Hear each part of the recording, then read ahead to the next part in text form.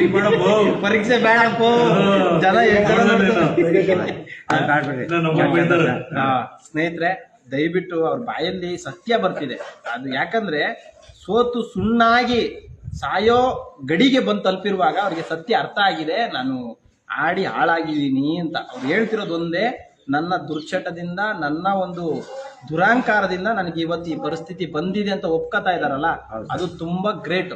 ನಿಜ ಹೇಳ್ತಾ ಇದ್ದೀನಿ. ಒಂದು, ದಯವಿಟ್ಟು ಪ್ರತಿಯೊಬ್ರು ಯಾರ್ಯಾರು ಜೂಜಾಡ್ತೀರಾ, ಯಾರ್ಯಾರು ಬೇರೆ ಬೇರೆ ಕೆಟ್ಟ ಚಟಗಳಿಗೆ ನೀವು ಅಡಿಕ್ಟ್ ಆಗಿರ್ತೀರಾ, ದಯವಿಟ್ಟು ಇವತ್ತೇ ಬಿಟ್ಬಿಡಿ. ದಯವಿಟ್ಟು ನಿಮ್ಮ ಮನೆಗಳಲ್ಲಿ ನಿಮಗೋಸ್ಕರ ಕಷ್ಟಪಟ್ಟು ಸಾಕಿರ್ತಾರೆ, ನನ್ನ ಮರಿಬೇಡಿ. ಇವ್ರಿಗೆ BEd ಓದ್ಸಕ್ಕೆ ಅವ್ರ ತಂದೆ ತಾಯಿ ಎಷ್ಟು ರಕ್ತ ಬಸ್ತಿದಾರೋ, ಎಷ್ಟು ಬೆವರನಿ ಸೋರ್ಸಿದಾರೋ ಭೂಮಿಗೆ ಗೊತ್ತಿಲ್ಲ. ಬಟ್ ಒಂದ್ ಸತ್ಯ ಹೇಳ್ತಿದ್ದಾರೆ, ನಾನು ಅವ್ರ ಋಣ ತೀರಿಸಿಲ್ಲ, ನನ್ನ ಇಷ್ಟಪಡೋರ್ನೆಲ್ಲರಿಗೂ ನಾನು ಕಷ್ಟ ಕೊಟ್ಟಿದ್ದೀನಿ ಅಂತ ಅವ್ರು ಹೇಳ್ತಿದ್ದಾರೆ. ಸೊ ನೀವು ಆತರ ಆಗಬಾರ್ದು ಅನ್ನೋ ಉದ್ದೇಶಕ್ಕೆ ಇದೊಂದು ನಿಜವಾಗ್ಲೂ ಪ್ರತಿಯೊಬ್ಬರು ಮನೆಗೆ ತಲುಪುವಂತ ವಿಡಿಯೋ.